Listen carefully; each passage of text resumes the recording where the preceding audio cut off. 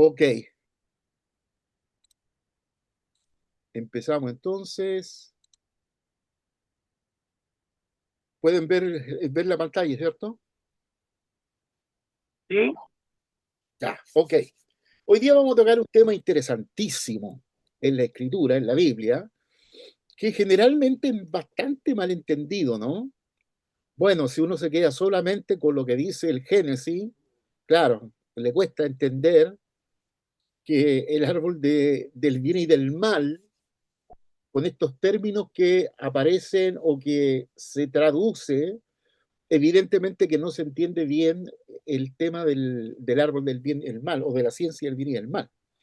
Porque a la larga, bien y mal son dos términos más de carácter moral, ¿no? Dos términos morales, cuando decimos bien o cuando estamos diciendo que hace bien, eh, estamos refiriéndonos a actitudes, a reacciones o acciones, y mal, todo lo contrario. Pero el texto bíblico, el idioma hebreo, es bastante diferente. Y por eso la presentación que vamos a hacer eh, tiene la tendencia justamente a profundizar el significado del árbol del bien y del mal en el contexto bíblico. Por lo tanto, exploramos cómo este concepto que se relaciona con la vida, la muerte y el plan divino para la humanidad.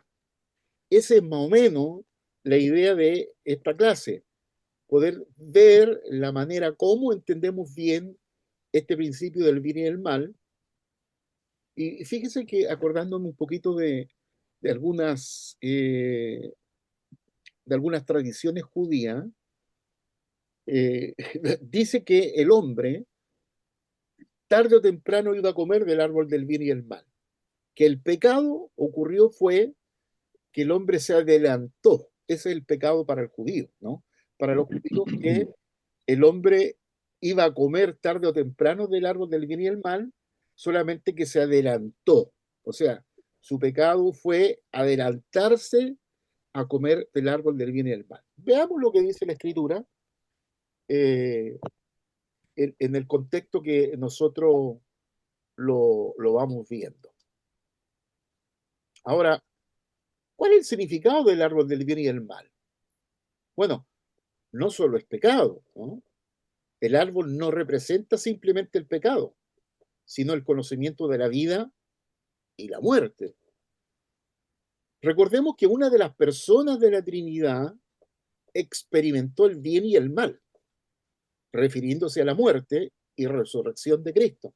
Bueno, se acordarán el texto bíblico ahí mismo cuando el hombre come del fruto y la expresión de Dios es que el hombre va a llegar a ser como uno de nosotros, como uno de nosotros. ¿Cuál era el uno de nosotros? Bueno, Jesús, la imagen del Padre, la imagen de Dios, ¿no? Es el Señor Jesús quien el que también comerá de ese fruto, experimentará lo que el hombre ha hecho. Por lo tanto, el plan, la muerte de Cristo, estaba planeada desde antes de la fundación del mundo, no como respuesta al pecado humano. O sea, no es porque el hombre comió del árbol de la muerte, de la vida, del bien y el mal, o de la bendición y la maldición, era que Jesús pecaba, o que Jesús, perdón, moría, sino que Jesús, de todas maneras, antes de aquello, antes de que ocurriera aquello en el huerto del Edén, el Señor ya estaba planificado que venía. O sea, venía antes que hubiera pecado en la tierra y antes que hubiera pecado en los cielos, porque no nos olvidemos que el primer pecado ocurre en los cielos, con Satanás y su rebelión, y luego ocurre, en este caso, en la tierra o en Edén.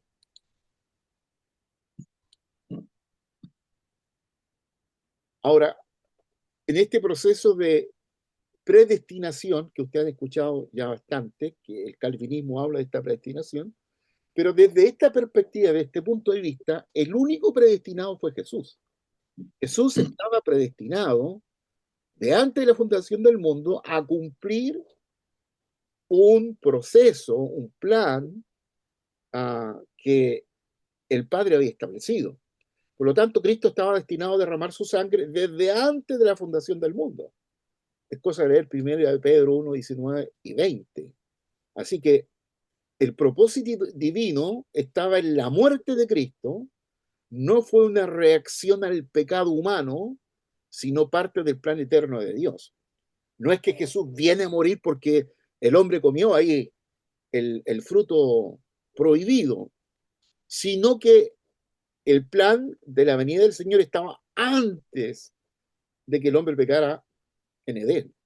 Así que la obra de Cristo y el poder de su sangre se ofrecieron como gracia para redimir a la humanidad caída.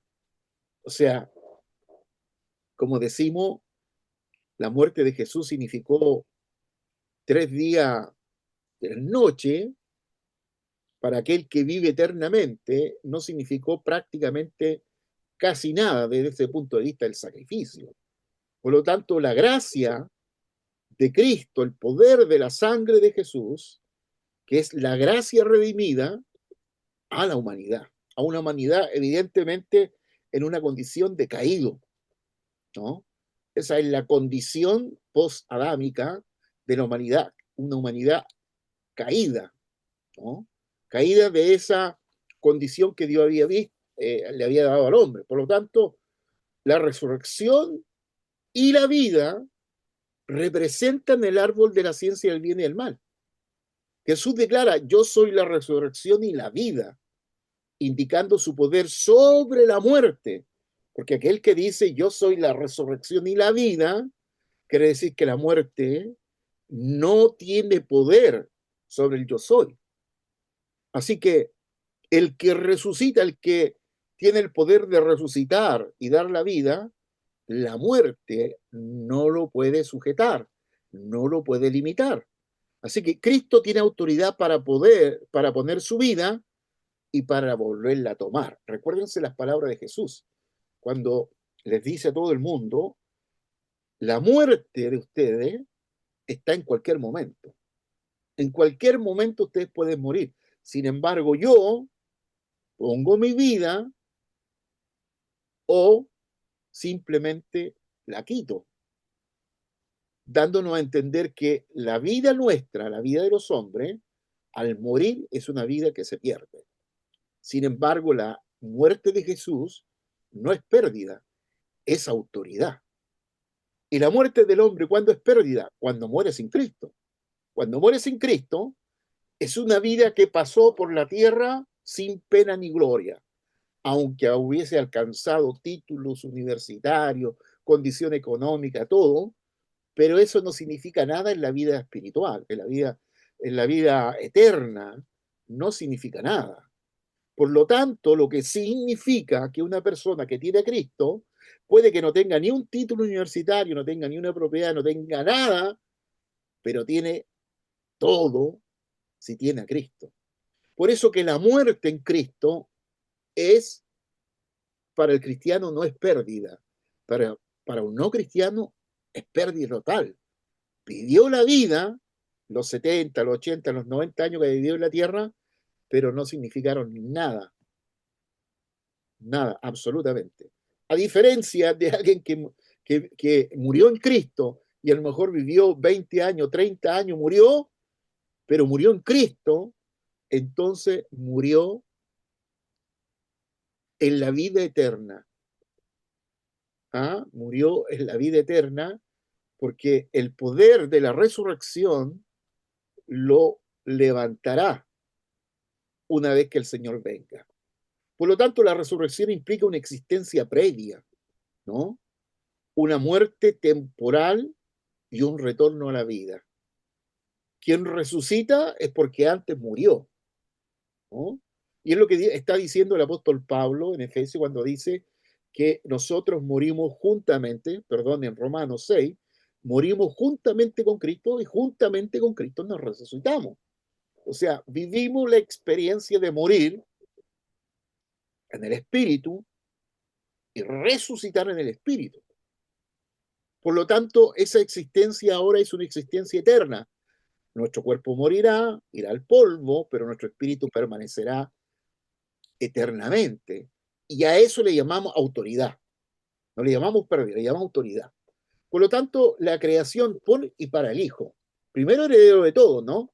Dios ha constituido a su Hijo heredero de todo lo creado, o sea, heredero antes de que se creara cualquier cosa en el mundo espiritual, en el reino de los cielos o en el reino natural del Génesis 1 para arriba, antes que hubiera cualquier cosa creada, tanto espiritual, visible e invisible, el Señor había sido constituido heredero de todo, de absolutamente todo.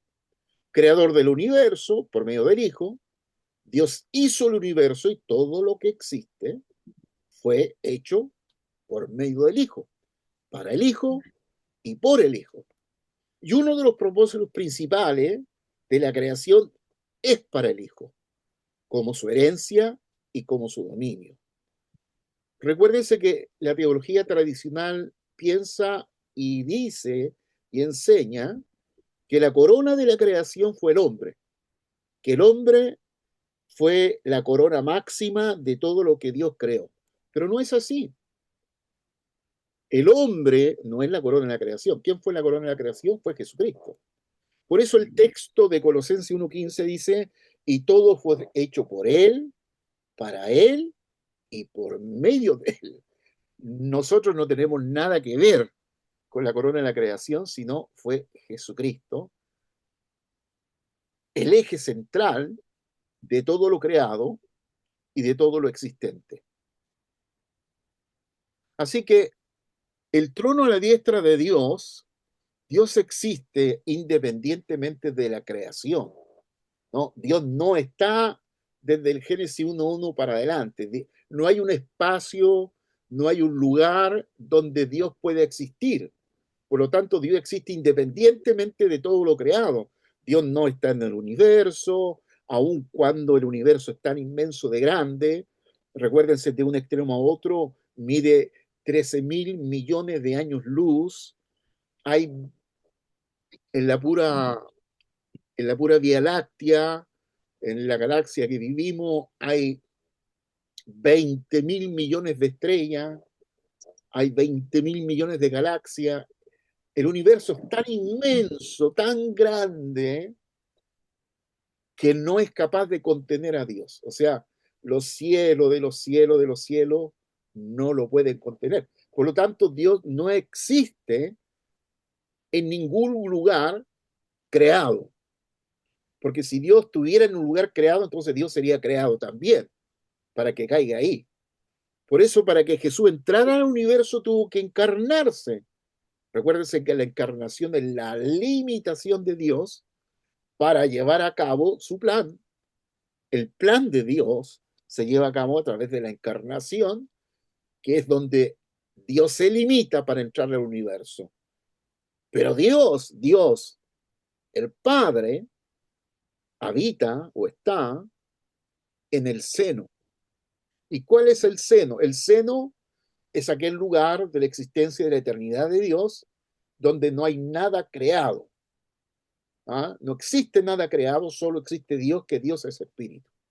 Por lo tanto, los cielos fueron creados como morada para los espíritus. ¿Y quiénes son los espíritus? Son los ángeles, los espíritus ministradores. O sea, Dios crea el cielo de los cielos para que allí moren los espíritus, porque los espíritus no pueden morar en el lugar donde Dios está, que es el seno del Padre.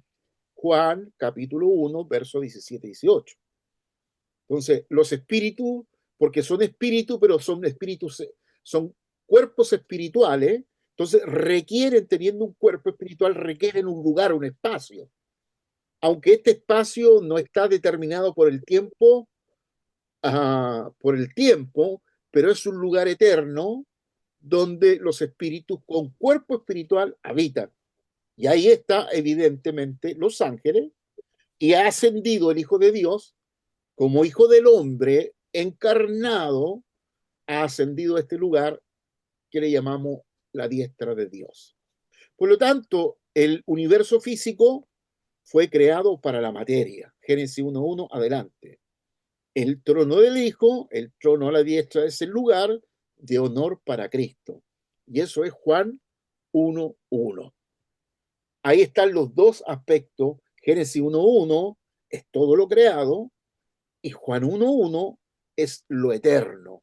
Es antes del Génesis 1:1. Todo lo eterno está ahí en Juan 1:1. Bueno, el verbo se hizo carne. Logos en el seno del Padre. El verbo existía eternamente con Dios. O sea, existía con Dios en la eternidad. Y recuérdese que la expresión eternidad es una expresión limitada, porque es una expresión teológica para hablar que Dios no está sujeto a tiempo y espacio.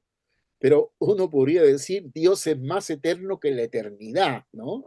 Que en el hebreo se dice Elohim Olam, Dios eterno, ¿no? Dios eterno. Por lo tanto, el verbo se manifestó tomando forma humana, se encarnó, ¿cierto? Como hijo del hombre y ascendió al trono creado. Nos recordamos las palabras de Esteban en el capítulo 7 del libro de los Hechos, cuando dice, veo al Hijo de Dios sentado a la diestra del Padre, para indicarnos que el Hijo del Hombre, que resucitó, ha ascendido ahora al lugar especial que el Padre había creado para él, que era el cielo de los cielos de los cielos, o la diestra de Dios, o el lugar más amado del Padre. Así que la inmensidad de la creación es extraordinaria. 1 billón de estrellas por galaxia, más o menos. O sea, en promedio una galaxia contiene más de 20.000 millones, 20.000 millones de estrellas. ¿Se pueden imaginar ustedes una galaxia? Y se supone que la Vía Láctea, donde nosotros vivimos, es la más pequeñita de todas las galaxias. O sea, se estima que existen más de 20.000 millones de galaxias en el universo observable. Y fíjese, 20.000 millones de galaxias es un espacio sideral, imposible de medir. Y Dios no puede ser contenido ahí. Fíjense la grandeza de Dios, ¿no? Elohim Gadol, Dios es grande, más allá del universo creado, que él mismo crea, ¿no? Por lo tanto, Dios es infinitamente más grande que toda su creación, incluyendo los cielos espirituales. Por eso que Dios, espíritu, no puede habitar en el cielo de los cielos de los cielos. Y para que Dios habitara en el cielo de los cielos de los cielos, el Hijo tuvo que encarnarse y la única manera de habitar en ese espacio creado era encarnado.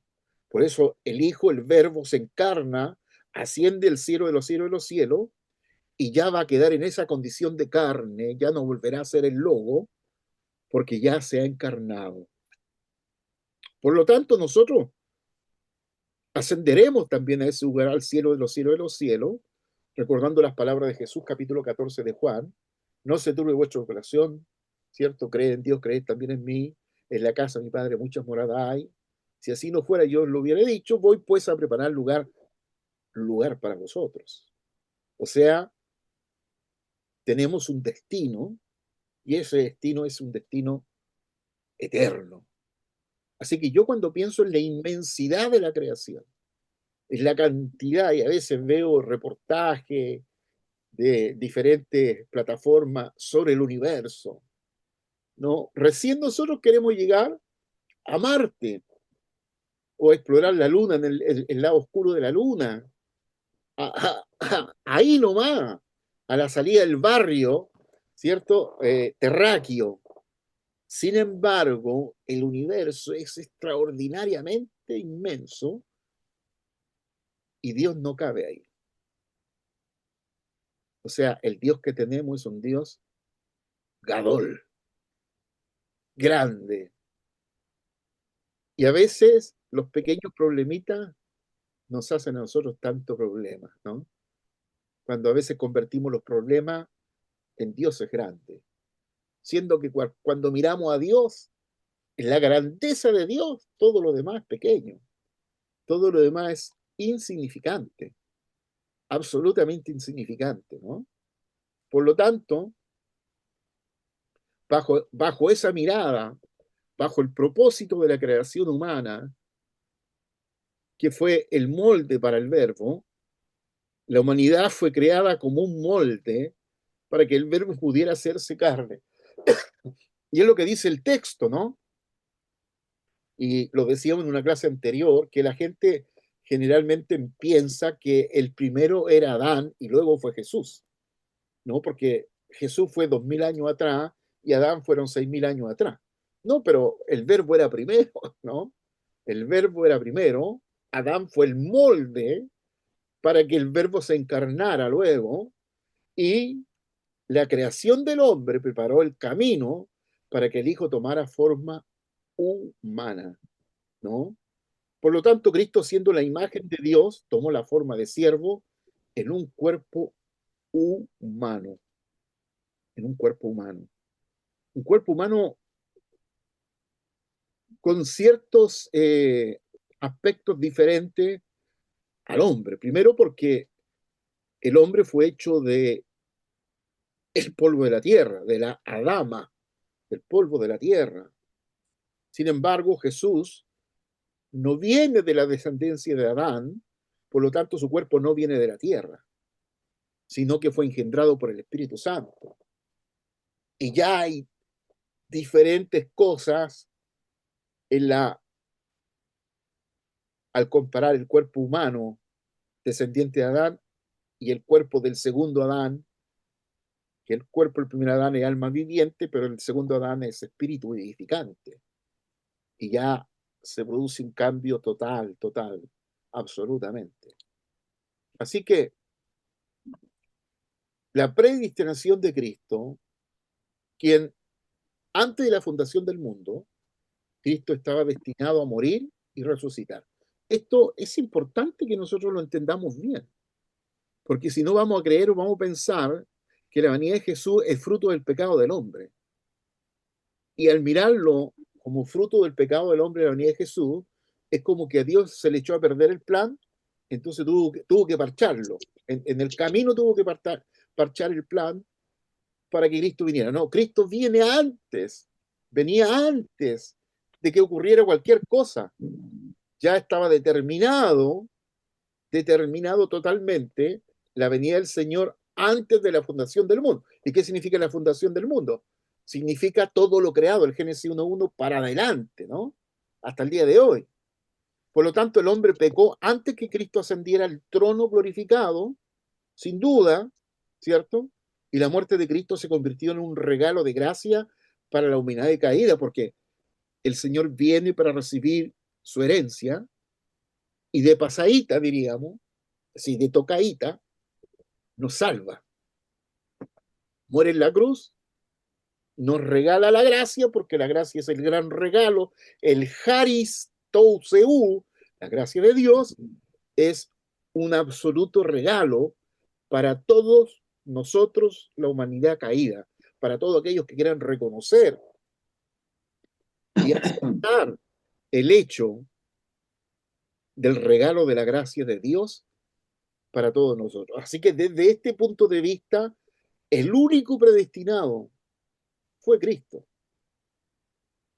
Aunque está la teología calvinista que habla de la predestinación, de que nosotros fuimos predestinados, un grupo fue predestinado para salvación y todo el resto se va a perder, la verdad las cosas que el único predestinado de antes de la fundación del mundo fue Cristo, quien cumplió el plan al pie de la letra. Por eso la expresión de la cruz fue consumado es, ¿no? Consumado es, todo ha sido completado según el plan. Es lo que traduce la palabra griega al castellano. Todo ha sido completado. Así que el proceso de la resurrección inició de la vida terrenal de Cristo en su nacimiento en Belén. Jesús nace en Belén, ¿no? Hay un punto histórico donde el verbo se hace carne y nace vía mujer. Hay un hecho histórico, porque hay un registro histórico también, ahí en Belén, cuando José y María van para el censo. Eso está históricamente constituido. Por lo tanto, el cumplimiento de su misión redentora está el pasar por la cruz. Por lo tanto, la victoria sobre la muerte y el retorno a la gloria es posascensión. Después de la resurrección viene la ascensión. Y después de eso, la promesa futura de su regreso glorioso. El Señor volverá.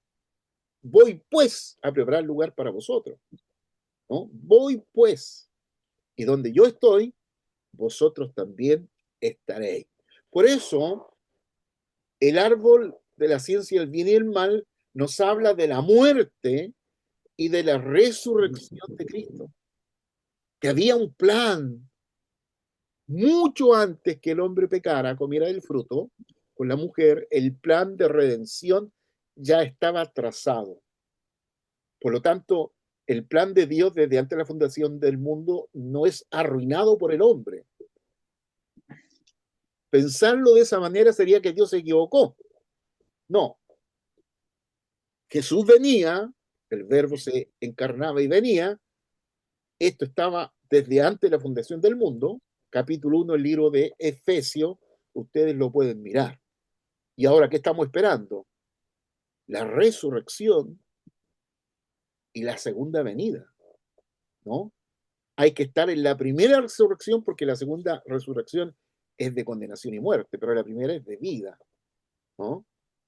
Ahora, evidentemente que la rebelión en el cielo, que ustedes se acordarán, un ángel se rebeló en el cielo desafiando el plan divino para el Hijo. O sea, este ángel, este querubín Luciel, se revela intentando lograr su anhelo, su rebelión del corazón y sentarse en el lugar que estaba determinado para el Hijo. Así que Dios encerró al ángel rebelde en el universo material. ¿Dónde está el ángel rebelde encerrado? En el universo. ¿Dónde Dios creó la tierra? En el universo. Por lo tanto, nosotros estamos donde el diablo está encerrado. Es como si estuviéramos en la cárcel, porque el universo es la cárcel del diablo, y no todos nosotros fuimos encerrados en la cárcel. Por eso, lo que Dios le dice a la serpiente en el Edén, polvo, maldita será y polvo comerás. ¿Y quiénes están hechos del polvo? El hombre, el ser humano, las civilizaciones, las estructuras, las casas, todo lo que conocemos es fruto del polvo de la tierra. Por lo tanto, fuimos encerrados, fuimos creados, la tierra fue creada en el universo, que es la cárcel de Satanás, y nuestra lucha será hasta que nos moramos con él. En este caso con el diablo, ¿no? Nuestra lucha es hasta morirnos con la estructura diabólica, que es la estructura del diablo. Resistir al diablo y huirá de vosotros. Será una lucha permanente. No hay momento para descansar, no hay momentos para decir, bueno, hoy día pasa piola. No, todos los días, cada momento tenemos este enfrentamiento y por eso se nos dieron ángeles que están con nosotros, se nos dio el Espíritu Santo y se nos dio la Escritura y se nos dio un medio de comunicación que es la oración. Estos elementos son esenciales, esenciales. Porque recuérdense lo que dice Dios, le dice a la mujer, que la simiente de la mujer será enemigo del diablo. ¿Y quiénes somos nosotros? Somos la simiente de la mujer. Somos enemigos del diablo. Enemigos del diablo. Por eso cuando presentamos un niño, Lo presentamos desde esa perspectiva. Estamos presentando a un enemigo del diablo. Del momento que nace, el diablo tratará de matarlo. Tenemos el ejemplo de Moisés, el ejemplo del Señor Jesús, cuando el diablo quiso matarlos. Bueno, pueden pensar ustedes, ¿no? ¿Por qué en Chile se quiere aprobar la ley de aborto libre? Porque el diablo está detrás de los niños. ¿Cuánta cantidad de millones de abortos en los Estados Unidos matan miles de millones de niños predicadores, niños pastores, niños ingenieros, niños físicos, niños, etcétera? Porque Satanás anda detrás. Así que el Hijo manifestado juzgará y condenará al rebelde antes de ascender al trono. O sea, Jesús vino, juzgó a Satanás, lo declaró culpable. ¿Y ahora qué estamos esperando? Esperando el juicio final de Satanás, ¿no? Cuando el trono de blanco se establezca, que sean juzgados vivos y muertos delante del trono de Dios. Así que no nos olvidemos, estamos encerrados en el universo en donde Dios creó la tierra, por lo tanto nuestra lucha será hasta morir con el enemigo del diablo, con el enemigo de Dios, el diablo.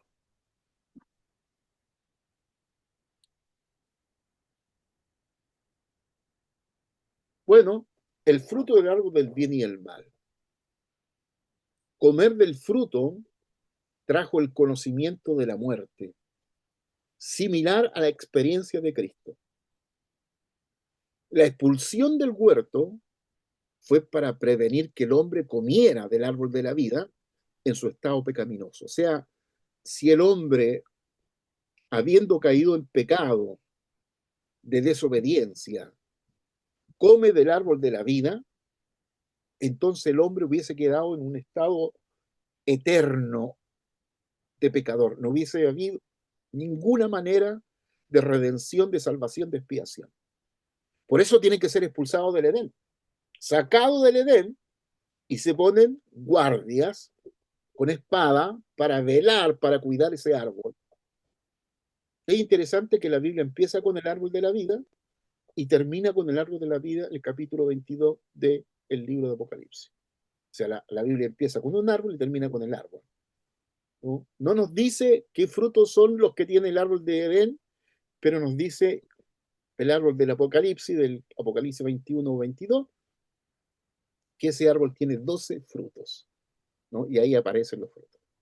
Por lo tanto, la expulsión abrió el camino para la futura redención y resurrección del hombre. O sea, teníamos que ser expulsados. La expulsión es una protección de Dios para el hombre. O sea, cuando Dios expulsa al hombre y la mujer, Adán y Eva, los expulsa, los está protegiendo de que extiendan la mano, coman del árbol, que ya comieron de un árbol en desobediencia, nada va a impedir que coman del otro árbol, y al comer en la condición de caído de pecado, quedarán eternamente perdidos. Por eso la expulsión es una protección de Dios.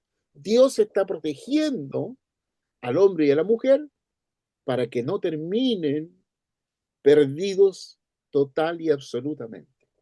Así que la expulsión abre el camino para la futura redención y resurrección del hombre.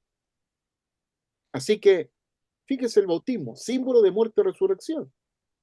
Simboliza la muerte del yo anterior y la unión con la muerte de Cristo. Representa la salida del agua, la resurrección y la nueva vida en Cristo.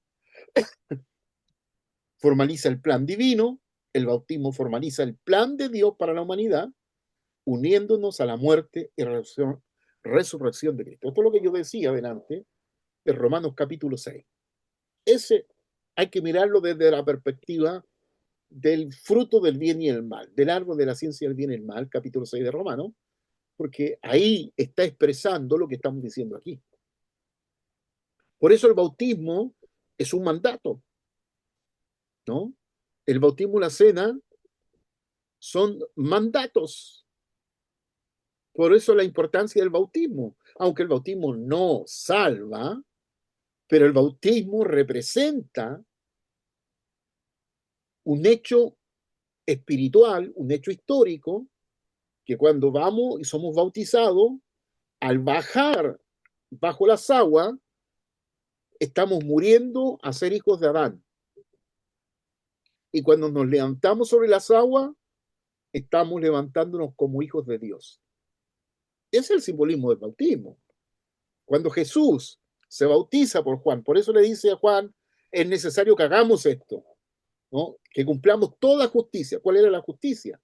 Bueno, que cuando Jesús baja las aguas, está dejando de ser hijo de David, descendiente de David, porque David descendía de Adán, del primer Adán. Por lo tanto, el pecado estaba ramificado también en David. Así que baja las aguas, deja de ser hijo de David y se levanta como hijo de Dios. Fíjese, cuando se levanta como hijo de Dios, recién el diablo le pone los ojos. Porque antes no supo hasta cuando se bautizó. Y por eso que después del bautismo, capítulo 3, verso 17, creo que es de Mateo, el Espíritu Santo lo impulsa al desierto para, al iniciar su ministerio, tiene que vencer a Satanás. Y yo creo que eso nos pasa a todos los pastores, que cuando iniciamos el ministerio tenemos que tener esa victoria sobre Satanás, porque si no nos va a perseguir siempre. Bueno, y el Señor, cuando vino después de los 40 días, fortalecido por los ángeles, y dice que Satanás se apartó por un tiempo. Se apartó por un tiempo. Por lo tanto, el bautismo formaliza el plan de Dios para la humanidad, uniéndonos a la muerte y la resurrección de Cristo. Eso es lo que ocurre, es el bautismo. Dejamos de ser descendientes de Adán y nos levantamos como hijos de Dios. Juan 1:12. Más a todos los que creen en su nombre, los que han recibido su nombre, les dio potestad de ser llamados hijos de Dios. ¿No? Hijos de Dios. ¿Y qué nos hace hijos de Dios? Que el nombre de Jesús ha venido a habitar a nuestro espíritu. Que el nombre de Jesús viene a habitar a nuestro espíritu. Y que ese nombre, el Espíritu Santo, lo sella en nosotros. Por lo tanto, el nombre de Jesús sellado nos hace hijos de Dios. Nos constituye hijos de Dios. Y ese sello jamás será sacado, ¿no? No hay ser espiritual, no hay ser humano que tenga el poder, la autoridad de quitar ese sello del Espíritu Santo. Estamos sellados para siempre, forever, forever. Por eso el bautismo es tan importante. Hay gente que dice, no, el bautismo no tiene importancia, tiene mucha importancia. Yo no sé cómo el ejército de salvación no bautizan. Me llamaba la atención conversando con un pastor. Ellos no bautizan. O sea, no han entendido el tema del árbol de la ciencia del bien y del mal y de la importancia que tiene. Bueno, el hombre como ser viviente. El hombre es el único entre las criaturas para tener carne, alma y espíritu. Así que Dios sopló en el hombre el aliento de vida, haciéndolo un ser espiritual. Por lo tanto, el cuerpo humano está formado del polvo de la tierra, o sea, Far Adama, polvo se llama Far, y Adama es tierra, For Adama, pero animado por el Espíritu Divino. O sea, ¿qué sopló Dios? Dios sopló la imagen y semejanza. La imagen, ¿qué era la imagen? Jesucristo, Jesús, la imagen de Dios, y la semejanza, que es el hombre. Así que ya nos constituyó todos nosotros seres espirituales. Somos seres espirituales que nuestro cuerpo verá la muerte, pero nuestro espíritu permanecerá. Este cuerpo vuelve a la tierra, se vuelve polvo, pero nuestro espíritu permanece. ¿Qué es lo que realmente somos nosotros? Somos espíritu. Y este espíritu habita en este cuerpo, en este vaso de barro, como un tesoro. Nuestro espíritu es un tesoro. Por eso Satanás anhela nuestro espíritu.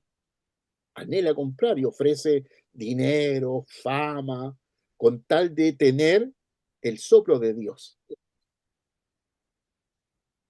Porque ese soplo de Dios en nosotros nos ha constituido seres espirituales y podemos tener comunión con Dios, tener la capacidad de desarrollar la fe y vivir la vida de fe con autoridad y con poder. Gracias a ese soplo que Dios puso en todos nosotros. Así que Adán, que es el primer hombre espiritual, primer ser humano espiritual, ¿cierto? La palabra Adán, que en el hebreo es con M final, no con N, sino con M, Adán, que tiene las letras Aleph, Dalet y Nun, o sea, Men, Aleph, Dalet y Men, para Adán, ¿no? Y de la palabra Adán viene la palabra Dam, que significa sangre. Y la palabra Aleph, la primera letra, Aleph, es pues la letra de Dios, ¿no? Aleph, Aleph es la primera letra del alefato hebreo. Aleph, Bet, Gimet, Dalen, y siguen hasta las 22 letras. Y la Aleph es la Aleph de Dios. Ustedes se fijarán que en el primer verso de la Biblia, del Génesis 1:1, Bereshit bara Elohim, en el principio creó Dios los cielos y la tierra. Si ustedes cuentan ahí la Aleph, aparecerá 6 veces. O sea, 6 veces aparece la Aleph, la letra Aleph, que es la letra de Dios, aparece en el primer verso de la Biblia. Y cuando dice Berechit, Bere, ahí está la primera Aleph. O sea, la primera Aleph, que representa la letra de Dios, está en la primera palabra también del Génesis.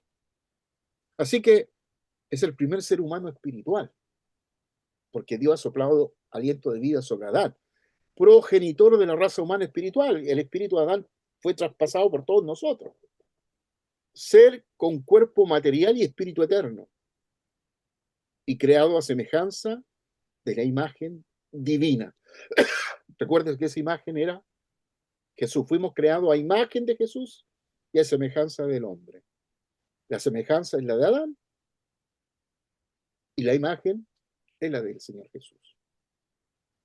Imagen y semejanza. Así que la eternidad del espíritu humano, el espíritu humano, una vez creado, es eterno en su existencia futura. Por eso este cuerpo vuelve al polvo, pero nuestro espíritu permanecerá. Quedará eternamente. Resucitaremos y ascenderemos, y creo que aquí la resurrección, generalmente la gente piensa que va a resucitar este mismo cuerpo. No, este cuerpo ya no resucita. Este cuerpo ya se muere, se desaparece. Lo que se va a levantar es el espíritu con un cuerpo espiritual, muy semejante, muy parecido a nosotros, pero ya no tendrá las particularidades de este cuerpo, que se enferma, que es limitado, que se muere. Porque cuando nos levantemos, nuestro espíritu resucite en un cuerpo espiritual, será un cuerpo pero espiritual, que no tiene nada que ver con este cuerpo. Este cuerpo ya se va y deja de ser. Es un vaso de barro que desaparece. Aunque el cuerpo físico perece, el espíritu humano continúa existiendo. Así que la eternidad del espíritu da paso al juicio divino y a la salvación en Cristo. Así que nuestro espíritu es eterno. Es el Espíritu de Cristo, dice Pablo. Hemos recibido el Espíritu de Cristo y el Espíritu de Cristo es eterno. Así que la formación del hombre, Dios forma al hombre completo del polvo de la tierra, Dios sopla en el hombre el aliento de vida, haciéndolo un ser espiritual, y el hombre se convierte en un ser viviente, uniendo lo físico a lo espiritual. Por eso que nosotros somos diametralmente opuestos a los animales. Los animales tienen cuerpo, tienen alma parcial. ¿Por qué alma parcial? Porque sienten, presienten, pero no razonan ni hablan. Sin embargo, nosotros somos seres humanos, tenemos cuerpo, tenemos alma completa, no parcial, completa, pero a la vez tenemos espíritu.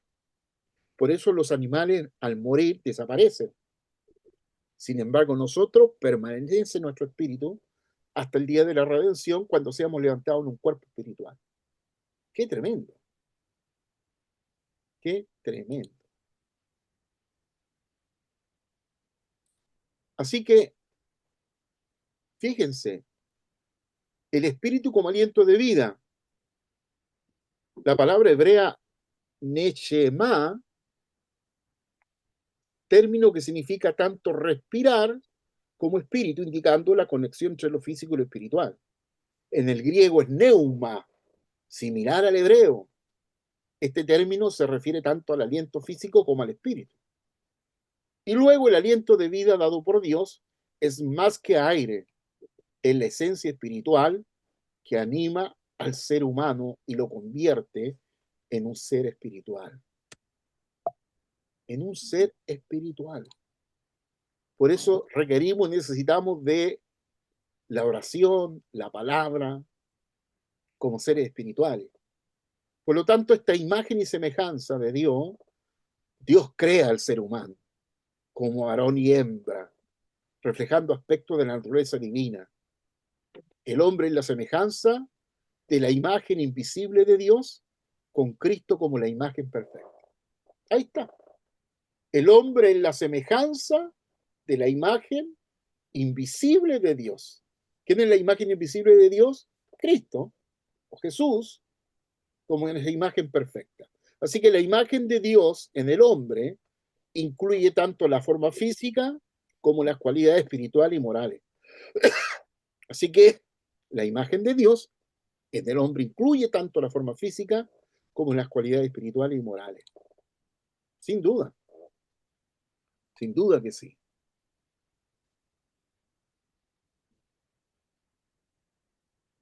Cristo es la imagen perfecta de Dios. Rey eterno, luz del mundo, amor encarnado. Sin duda. Imagen perfecta. La humanidad como reflejo de Cristo. Semejanza espiritual. Los seres humanos reflejan aspectos del carácter y la naturaleza de Cristo. Nuestra forma corporal es un eco de la encarnación de Cristo.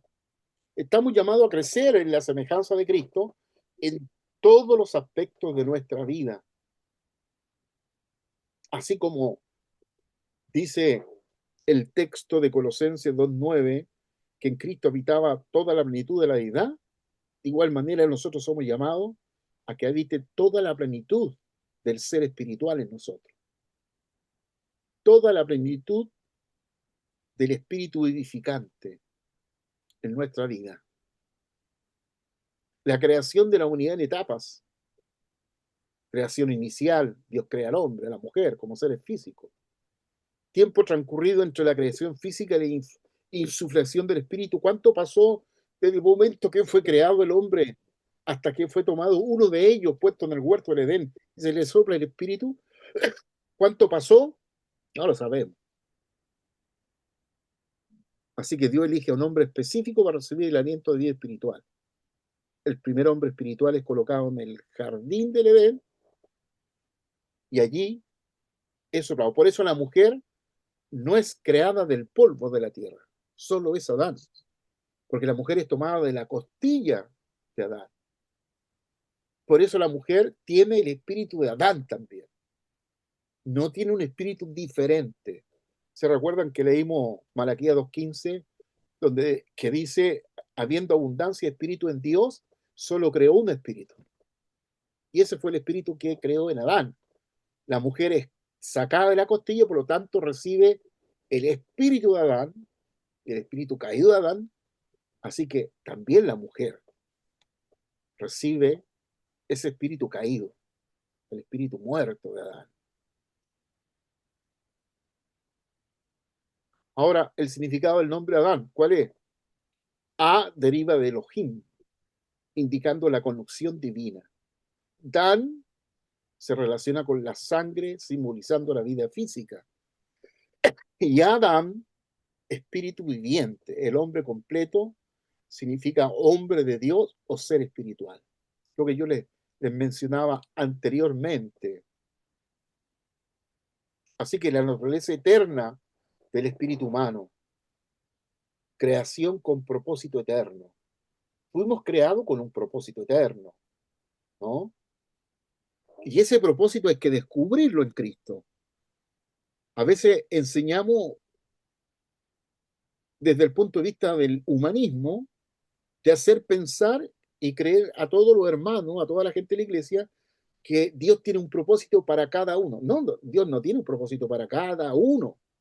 Dios tiene un propósito con su Hijo Jesucristo, y eso en Cristo es el propósito para todos los que reciben a Jesús y lo reconocen. Nadie tiene un propósito particular. Este es mi propósito, este es el tuyo. No, todos tenemos el mismo propósito, el de Cristo. Todos tenemos el mismo ministerio, el de Cristo. Todos tenemos la misma voluntad, la de Cristo. Por lo tanto, no hay que equivocarse de eso, sino tener una mirada teocéntrica y no antropocéntrica. Aunque el cuerpo físico perece, el espíritu continúa existiendo. Es lo que he dicho. La eternidad del espíritu da paso al juicio divino y a la importancia de la salvación en Cristo. La formación completa del ser humano, creación física, Dios forma al hombre, completo el polvo de la tierra, Dios sopla el aliento de vida en el hombre ya formado, y el hombre se convierte en un ser viviente uniendo lo físico y lo espiritual. Lo físico y lo espiritual. Ya casi terminando. El espíritu como esencia de vida. Bueno, Neshama en hebreo, término que significa tanto respirar como espíritu, indicando la conexión vital entre lo físico y lo espiritual.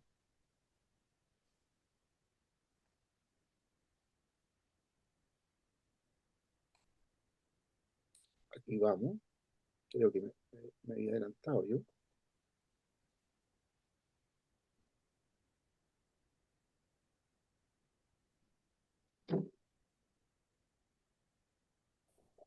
Así que la Cristo es la imagen perfecta de Dios. Absolutamente. Luz del mundo, amor encarnado, Rey eterno. Así que concluimos el plan divino para la humanidad. Primero, la humanidad fue creada para reflejar la imagen de Dios y experimentar la vida eterna. ¿Para qué fuimos creados? Para experimentar la vida eterna. A través de la muerte y resurrección de Cristo, se abre el camino para la restauración completa de la imagen divina en nosotros. O sea, Jesucristo ha venido a restaurar absolutamente la imagen y semejanza de Dios en nosotros.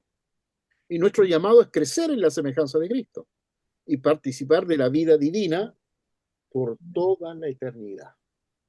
Absolutamente. Por toda la eternidad. O sea,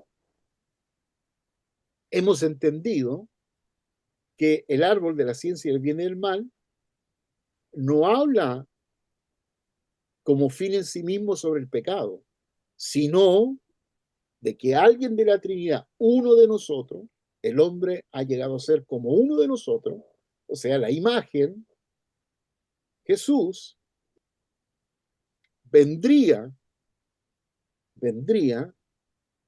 sí o sí, antes que el hombre cayera o pecara, ya estaba determinada la venida del Señor. Por lo tanto, Jesús no viene solo por la redención del hombre, sino viene para recibir primero su herencia, luego para juzgar a Satanás y en tercer lugar salvar al hombre. Estas son las tres justicias o las tres voluntades de Dios. Primero viene para recibir su herencia, segundo para juzgar a Satanás y tercero, salvar al hombre. O sea, Jesús no viene a salvar al hombre directamente, viene a recibir su herencia. Luego juzga a Satanás cuando se encarna y viene al universo y a la tierra lo juzga y salva al hombre como tercera voluntad. Ese es el cuadro que estamos nosotros estudiando, el cuadro que estamos nosotros mirando. Bueno, chiquillos, ahí está la enseñanza de hoy sobre el árbol de la ciencia del bien y el mal, que lamentablemente por la influencia antropocéntrica, la influencia humanista, nosotros hemos llegado a pensar que tiene que ver con la moralidad, con la ética y la moral, el árbol de la ciencia del bien, porque se traduce bien y mal, y la traducción debiera ser la bendición y la maldición. Por eso que el Deuteronomio, capítulo 30, verso 19, dice, Dios pongo delante de ustedes dos caminos, el de la bendición y el de la maldición. ¿De qué estaba hablando? El árbol de la ciencia del bien y el mal. Escojan ustedes. ¿Qué dice? El bien. ¿Por qué? Porque Adán escogió el mal, ¿no? Por eso el énfasis de Dios es escojan el bien, porque ya se sabe que escoger el mal es escoger la maldición. Y la maldición es la ausencia de vida de Dios. La maldición es la ausencia de la vida de Dios. Por eso cuando expulsamos los demonios se quejan tanto porque están siendo sacados de un cuerpo en donde necesitan y requieren la vida de ese cuerpo para existir, para vivir. Un demonio que es un espíritu necesita un cuerpo para existir. Y cuando lo expulsamos de los cuerpos, ya no tienen. Por lo tanto, no tienen un cuerpo para existir y son espíritus malditos. Porque la ausencia de la vida de Dios es la maldición. Y esa maldición es la muerte. Bueno, no sé si están todos durmiendo, tomando mate, pero estamos llegando al final. Luchito, mi chiquillo está trabajando. Está muteado. Luchito, está muteado.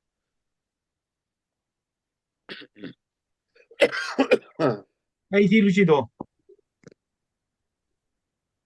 No, Ricardo, está ahí muteado. está muteado, Luchito. No te escuchamos. No se te escucha. Pastor Ricardo, justo Ahora, verde. Ahí sí, Ahí ahí sí, sí. Luchito. Te ya, escuchamos. abrazo, abrazo a todos. Qué bueno, por fin apareció el profe, andaba por ahí en el universo paseando. Estaba pedido, pero ya he sido sacado de la lista. No estaba muerto, andaba de barranda. Justamente. Justamente. Oye, el profe va a quedar repitiendo por inasistencia, loco. Está buena, Pastores, perdón. está buena, buena, buena. Abrazo a todos. Bien, Estuvo chicos. buena, estuvo buena la clase hoy día. Bueno, Bueno, todas las clases han sido buenas. bueno, De todas maneras. va a quedar grabado